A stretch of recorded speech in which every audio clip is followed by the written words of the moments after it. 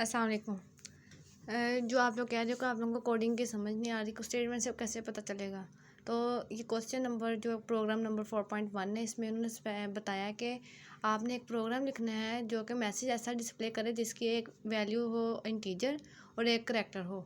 मतलब एक आपने वैल्यू लेनी है कोई भी जो इंटीजर हो, और करैक्टर लेना है कोई भी करैक्टर हो सकता है, ज़रूरी नहीं आपने 10 और स्टैटिक ही लेना है। ठीक है, तो यह जैसा कि ये लाइब्रेरीज हैं, ये तो मस्ट होती हैं, इनिशियलाइज़ करवानी होती हैं। ये आपने मस्ट राइट डाउन करने होते हैं। हैश इंक्लूड आईओ स्ट्रीम, ये आईओ स्ट्रीम होता है इनपुट आउटपुट को शो करवाने के लिए। ठीक है, कॉन्यू जो होता है इसके फंक्शन को मेंटेन करता है इंटरनली। और वो जो बॉडी जो है ना इसकी वॉइड मेन, ये इसके अंदर जो भी कुछ हम इसके अंदर एंटर करेंगे वो इस प्रोग्राम की बॉडी होती है। तो इस बॉडी के अंदर सबसे पहले तो क्लियर स्क्रीन की है, मतलब अगर हमने कोई पहले प्रोग्राम राइट डाउन किया है तो हम चाहते हैं कि हमारी आउटपुट सिर्फ इतनी शो, पिछली आउटपुट शो ना, तो उसके लिए हम क्लियर स्क्रीन यूज़ करते हैं। इसके अलावा उन्होंने कहा था कि आपने वैल्यू ऑफ इंटीजर, मतलब कोई भी इंटीजर नंबर आपने आउटपुट में शो करवाना है। तो जब हमने आउटपुट कोई भी शो करवानी हो तो सबसे पहले हम वैल्यू को इनिशियलाइज करवाते हैं। तो हमने क्या किया है, इंटीजर नाम की एक वैल्यू ली है। ठीक है, उसमें एन जो है हमारा वेरिएबल है। ठीक है, कोई भी वैल्यू हो किसी वेरिएबल में स्टोर करवाएंगे, देन उसको उस वेरिएबल को कॉल करके तो हम फैच कर सकते हैं वैल्यू को। तो सिंपली इंटीजर जो एन है, हमने इंटीजर वैल्यू ली है। एन जो हमारा वेरिएबल होगा जिसके अंदर हमें स्टोर करवानी है कोई भी इंटीजर वैल्यू, मतलब 1 2 3 4 9 10 9 87 कुछ भी इसमें हमने ना स्टोर करवा देना है। ठीक है, एन इज इक्वल टू में।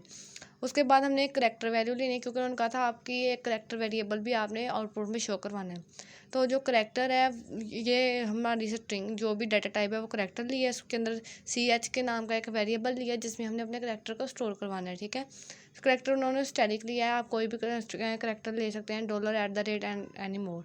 इसके बाद उन्होंने कह दिया कि सी आउट करवाएं टेस्टिंग आउटपुट। सी आउट के बाद जब हम डबल कोटेशन के अंदर कोई भी स्टेटमेंट लिखते हैं वैसे ही आउटपुट में शो होती है जैसे कि हम कोटेशन के अंदर लिखते हैं। इन्होंने लिख दिया टेस्टिंग आउटपुट। आप यहाँ पे ये भी लिख सकते हैं रिजल्ट। ठीक है, और उसके बाद सी आउट करवा दिया एन को। अब सी आउट जब एन को, अब ये डबल कोटेशन के अंदर नहीं है, अगर ये डबल कोटेशन के अंदर होता तो इन्होंने यहाँ पे आउटपुट में एन शो करवाना था। अब ये डबल कोटेशन में नहीं है, मतलब ये जो वैल्यू हमने एन में स्टोर करवाई है ना, अब ये वो वैल्यू फैच करके हमें ना आउटपुट के अंदर शो करवाएगा।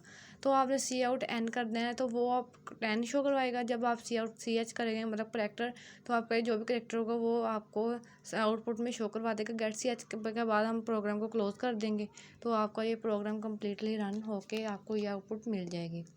इसके बाद है प्रोग्राम 4.2। इसमें उन्होंने कहा कि आपने ऐसा प्रोग्राम लिखना है जिसमें 2 फ्लोटिंग पॉइंट्स नंबर हो। फ्लोटिंग पॉइंट्स कौन से होते हैं, जिसमें पॉइंट्स में वैल्यू आ जाती है। ठीक है, उनको करवाना है सम करके, मतलब ऐड करके शो करवाना है। तो सिंपली क्लियर स्क्रीन तक तो ऐसे ही हो जाएगा। उसके बाद उन्होंने कहा था 2 फ्लोटिंग पॉइंट्स लेने हैं। इसके लिए हमने फ्लोटिंग का एक जो है डाटा टाइप उसकी फ्लोट ले लिया है, वेरिएबल 1 ले लिया है एक नंबर के लिए, वेरिएबल 2 ले लिया है दूसरे नंबर के लिए। और जो हमने रिजल्ट का ये RES लिया है रिजल्ट के लिए, मतलब इसमें हमें रिजल्ट शो होगा। ठीक है, तो ये 3 वेरिएबल हमने डिक्लेयर करवा दिए हैं। Floating point of data type लिया और 3 वेरिएबल हमने डिक्लेयर करवा दिए हैं। वेरिएबल 1 में भी कोई वैल्यू दे देंगे, मतलब कोई भी वैल्यू दे सकते हो आप, 0.1 1.2, मतलब सिंपल से सिंपल वैल्यू भी दे सकते हो, मुश्किल से मुश्किल वैल्यू भी आप दे सकते हो। वेरिएबल 2 में भी कोई भी वैल्यू स्टोर करवा दोगे। उसके बाद आप कहोगे जो आपका रिजल्ट है इज इक्वल टू होना चाहिए वेरिएबल 1 प्लस वेरिएबल 2। ठीक है, मतलब कि जो आपका रिजल्ट है इन दोनों वैल्यू को प्लस करके जो भी आंसर है वो रिजल्ट में आपको शो करवा दें। आपने क्या किया, सी आउट करवाया वेरिएबल 1। वेरिएबल 1 में जो भी वैल्यू, अब ये डबल कोटेशन के अंदर नहीं है तो इट्स मीन जो हमने वेरिएबल 1 को वैल्यू दी है वो यहाँ पे शो होगी प्लस। अब ये प्लस जो है डबल कोटेशन के अंदर है तो ये प्लस का साइन ऐसे शो होगा आउटपुट में। ठीक है, वो वैल्यू और प्लस का निशान, और उसके बाद जो वेरिएबल 2 आपने डिक्लेयर कर, जो भी वैल्यू डिक्लेयर करवाई इसके अंदर वो वैल्यू शो होगी। इज इक्वल टू भी आपका डबल कोटेशन के अंदर है तो ये भी ऐसे शो हो जाएगा। और इन दोनों को ऐड करने के बाद जो रिजल्ट आएगा ये भी डबल कोटेशन के अंदर नहीं है, मतलब वेरिएबल 1 2 को जो ऐड करके वो आंसर आया है वो भी ऐसे जो आपका रिजल्ट है उसके अंदर आपको शो करवा देगा। अब मुझे लगता है कि आप लोगों को समझ आ रही होगी कि कैसे हम स्टेटमेंट को देख के कैसे प्रोग्राम को राइट डाउन करते हैं। ठीक है, ये आपने रट्टा नहीं लगाना कि जो वैल्यू इधर है वही लिखनी है, आपको खुद से भी कोई भी वैल्यू लिख सकते हो। उसके बाद 4.3 प्रोग्राम है, वो कह रहे हैं कि कैलकुलेट करना है एंड प्रिंट करना है the area of square with the given height and width. ठीक है, तो उनका कोई भी आप वैल्यू गिवन दे सकते हो। ठीक है, ज़रूरी नहीं है। तो उसको कैलकुलेट कैसे करते हैं, तो कोई भी जब हम हाइट या विड्थ फाइंड करते हैं ना, स्क्वायर फाइंड करते हैं हाइट विड्थ को देख के, तो वो दो वैल्यूज़ को मल्टीप्लाई करवाते हैं हम लोग, ठीक है।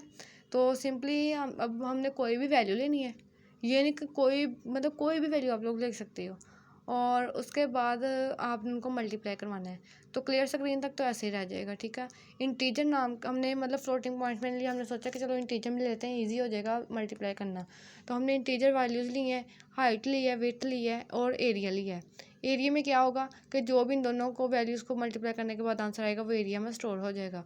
हाइट आपने वेरिएबल, जिस तरह हमने पिछले क्वेश्चन में वेरिएबल 1 एंड वेरिएबल 2 जो है डिक्लेयर करवाई थी उसके अंदर वैल्यूज़, ठीक है ना, वेरिएबल लिए थे वो। इसी तरह हमने यहाँ पे हाइट और विड्थ को एज अ वेरिएबल लिया है। तो हम हाइट इज इक्वल टू कोई भी आप यहाँ पे वैल्यू लिख सकते हो, 6, 7, 1, 2, इस तरह। 1 तो नहीं है वैसे, 2, 4 इस तरह लिख सकते हैं आगे कोई भी। और इसके बाद विड्थ उन्होंने 4 लिया, तो आप भी यहाँ पे कोई भी विड्थ यूज़ कर सकते हो। बाद में एरिया इज इक्वल टू, इसका फार्मूला होता है कि हाइट मल्टीप्लाई विड्थ। तो आपने हाइट जो भी इन दोनों को मल्टीप्लाई करने के बाद आंसर आएगा वो एरिया में स्टोर हो जाएगा। फिर सिंपली सी आउट करवाएंगे एरिया ऑफ स्क्वायर, मतलब ये डबल स्क्वायर कोटेशन के अंदर है सारा, तो ये ऐसे शो होगा। उसके बाद एरिया जो है कोटेशन के अंदर नहीं है, इसका मतलब जो भी एरिया के अंदर वैल्यू है वो शो करवा दो।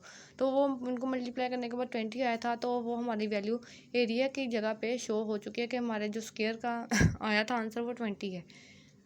ये यहाँ तक हो गया 4.3 तक क्वेश्चन आपके। इसके बाद यहाँ पे ये वाला प्रोग्राम बहुत इंपॉर्टेंट है, ये लाजमी आता है, प्रैक्टिकल में आया है या फिर क्वेश्चन पेपर में आया, ये हमें भी आया था, तो इसलिए मैं आपको कह रही हूँ ये इंपॉर्टेंट है। ये बहुत ही सिंपल है। इसमें इन्होंने कहा है कि आपने प्रोग्राम करना है जो कि डिस्प्ले करो, इस टाइप की आपने आउटपुट शो करवानी है, ठीक है। तो सिंपली इसको क्लियर स्क्रीन तक तो वैसे ही रखा, और उसके बाद जो है डबल कोटेशन के बाद इन्होंने एक स्टैटिक लगा दिया, क्योंकि ऊपर सबसे पहले कि कितने स्टैटिक हैं, एक स्टैटिक लगाया, ब्लैक स्लैश जो है उसके बाद एन लिख दिया। इसका मतलब होता है कि नेक्स्ट लाइन में मूव आउट करो। तो जैसे हमने ये ब्लैक स्लैश एन लगाई है, तो नीचे वो नेक्स्ट लाइन में मूव कर गया। उसके बाद उन्होंने डबल स्टैटिक लगाए हैं, उसके बाद फिर ब्लैक स्लैश एन लगाया, वो फिर नीचे लाइन पे मूव कर गया है, फिर 3 लगाए हैं, फिर 4 लगाए नीचे लाइन में। इस तरह ये हमारी आउटपुट शो हो गई है, ठीक है। ये प्रोग्राम इतने मुश्किल नहीं है, आपने इनको सर पे हैवी नहीं करना, ठीक है। अब प्रोग्राम है राइट अ प्रोग्राम, जो 4.5 प्रोग्राम है, ठीक है, ये वाला। उनका write a program that explain the use of set डब्ल्यू मैनिपुलेटर। सेट डब्ल्यू मैनिपुलेटर को उन्होंने का यूज़ करते हुए आपने यहाँ पे कोई भी प्रोग्राम लिखना है, ठीक है। तो इन्होंने सिंपली क्लियर स्क्रीन तक आप लाजमी लिखा करें, क्योंकि इन्होंने यहाँ पे क्लियर स्क्रीन नहीं लिखा, आपने कंफ्यूज नहीं होना किस में लगाना है किस में नहीं। आपने सिंपली वॉइड मेन के बाद बॉडी के अंदर क्लियर स्क्रीन लिख देना है। इंटीजर एन, इन्होंने इंटीजर एन मतलब कोई भी वैल्यू ली है। उसके बाद डबल डी, मतलब ये ना डाटा टाइप है, ठीक है, डबल। तो इसको डी एक वेरिएबल लिया, उसके अंदर 91.5 वैल्यू स्टोर करवाई है, ठीक है। उसके बाद करेक्टर लिया है स्ट्रिंग, उसका उन्होंने उसके अंदर ओ यूजिंग सी प्लस, मतलब डबल कोटेशन में है ना, तो ये वैल्यूज उसने वैसे ही सिंपली ऐसे ही इनिशियलाइज करवा दी कि ये वैल्यू हमारी सी आउट होने के बाद आ जाए, ठीक है। अब सेट डब्ल्यू 5, 8 और 16 का क्या मतलब है, उन्होंने सी आउट करवाया सेट डब्ल्यू 5, ठीक है, और ब्लैक एन भी लिखा हुआ है, और उसने एंड एल कर दिया, मतलब यहाँ पे हमारी लाइन ख़त्म हो गया है एक स्टेटमेंट। फिर दूसरे स्टेटमेंट में उन्होंने 8 तक का है, और थर्ड में 16 तक का है। अब जो 16 है, आपने सबसे हैवी मतलब कैपिटल लेटर इसमें क्या रखा है, 16। आपने सिंपली आउटपुट में क्या करना है, 16 तक काउंटिंग लिख लेनी है, 1 से लेकर 16 तक। अब सेट डब्ल्यू 5 का क्या मतलब है कि 5 तक आपका जो है 3, 9, 2, 8, क्योंकि फर्स्ट इंटीजर एन वैल्यू आपकी क्या थी, 3, 9, 2, 8। और ये किस जो एन है, जो हमारा आपके सी आउट सेट डब्ल्यू 5 ब्लैक, ये एन है, ये एन में हमने ये वैल्यू स्टोर करवाई थी ना, 3, 9, 2, 8। तो इसी तरह ये 5 नंबर तक जो है ना, आपने 5 से स्टार्ट करना है, बैक पे आना है 8, 2, 9, 3 इस तरह करके, ठीक है। ये सेट डब्ल्यू 5 तक वैल्यू हो गई है। उसके बाद आपने डी वाली वैल्यू को कहा कि सेट डब्ल्यू 8 तक करें। अब डी वाली वैल्यू कौन सी थी, 91.5। तो 8 पे आपने क्या किया 5, 7 पे आपने 0, 6 पे आपने 1 और 5 पे आपने 9। बाकी सारे बॉक्सेस एज खाली छोड़ देने हैं। उसके बाद उन्होंने कहा सेट डब्ल्यू स्ट्रिंग, आपकी स्ट्रिंग कौन सी है, ओप यूजिंग C++। तो आपने सिंपली क्या किया है, इसी वैल्यू को यूज़ करते हो 16 से स्टार्ट किया, क्योंकि ये 16 तक है। तो ++C, और जो आपने स्पेस डाली होनी है ना, वो स्पेस को भी आपने छोड़ना है इस क्वेश्चन के अंदर, ठीक है। तो फिर यूजिंग और फिर ये स्पेस लगा के ऊपर इस तरह, ठीक है। ये आपका सेट डब्ल्यू का प्रोग्राम था सिंपली। उसके बाद आप ये ज़रूरी नहीं कि आपने यही चीज़ें यूज़ करनी है, आप अपने से कोई वैल्यू रख सकते हैं, एन में अपने से कोई वैल्यू, डी में अपने से ही कोई वैल्यू स्ट्रिंग में रख सकते हैं, और आपकी अपनी मर्ज़ी है आपने कि उसको सेट डब्ल्यू 5 तक करना है, 4 तक करना है, 3 तक करना है, या कुछ भी करना है, ठीक है। इसके बाद आ रहा है, उन्होंने कहा कि आपने write a program that display the value different variables की आपने वैल्यू करवानी है शो, जो कि सेट प्रेशन मैनिपुलेटर को यूज़ करे। ये इसके जो सेट प्रेशन मैनिपुलेटर होता है ये बताता है कि आपके पॉइंट के बाद कितनी वैल्यूज़ आनी चाहिए, ठीक है। तो सेट लगाने के बाद आप जितनी भी वैल्यू मतलब काउंटिंग लिखे ना, मतलब 5 4 3 2 1, वे उतनी ही वैल्यू आपको पॉइंट के बाद शो करवा देगा।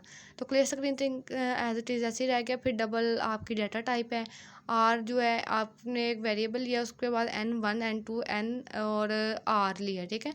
आर में क्या होगा कि आपका रिजल्ट शो होगा, जैसे हमने उसमें ऐड वाले पॉइंट्स में किया था और हाइट और विड्थ वाले पॉइंट में किया था कि हम दो वैल्यूज़ को सोल्व करने के बाद जो आंसर होता है वो थर्ड वेरिएबल में स्टोर करवाते हैं। तो सिंपली यहाँ पे भी हमने आर को रिजल्ट के लिए ही चूज़ किया है। N1 में हमने कोई भी सिंपली पॉइंट वाली वैल्यू ली है, N2 में भी हमने पॉइंट्स वाली वैल्यू ली है।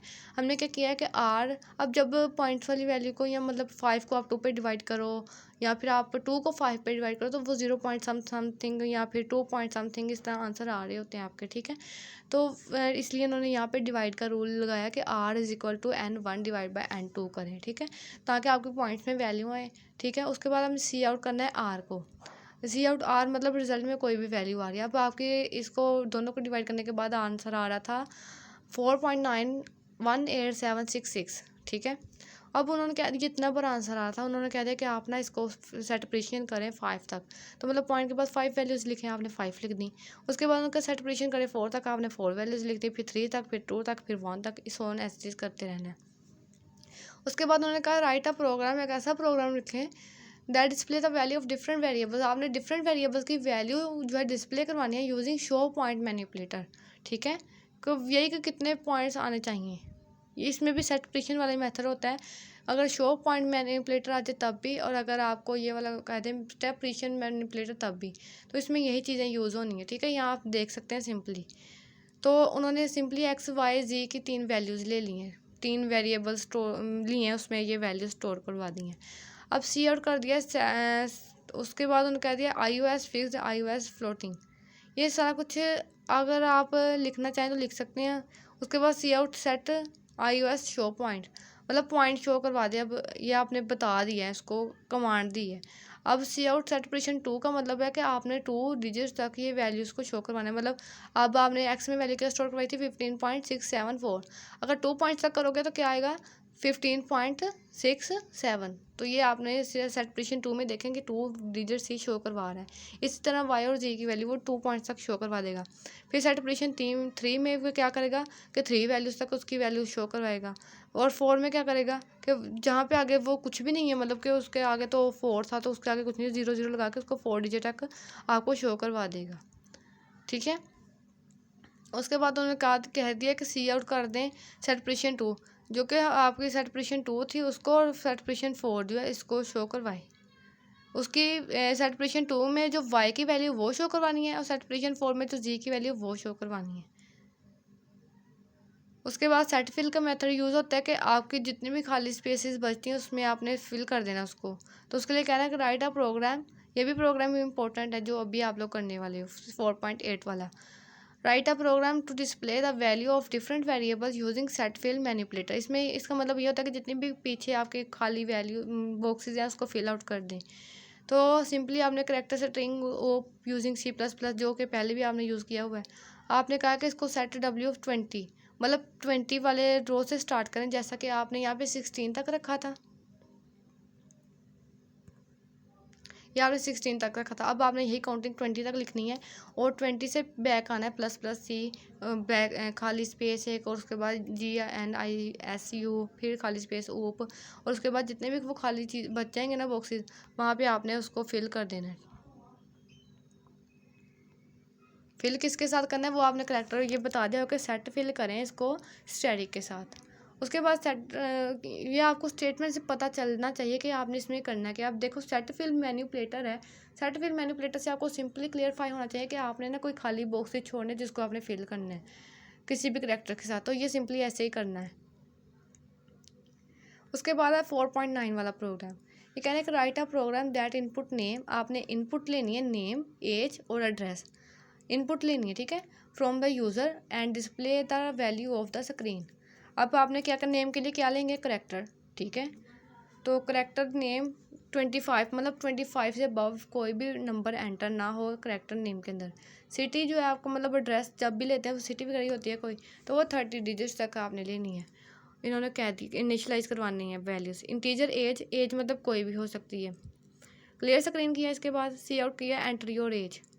अब सी इन का मतलब होता है आपने इनपुट लेनी है यूज़र से, तो आपने सी इन करके एज लिख दिया। अब वो खाली स्पेस ही रहेगी आउटपुट में। उसके बाद करेंगे cout enter the first name, तो वो सी इन नेम कर देगा, फिर एंटर योर सिटी, और सिटी को भी ऐसे ही सी इन करके इनपुट लेगा।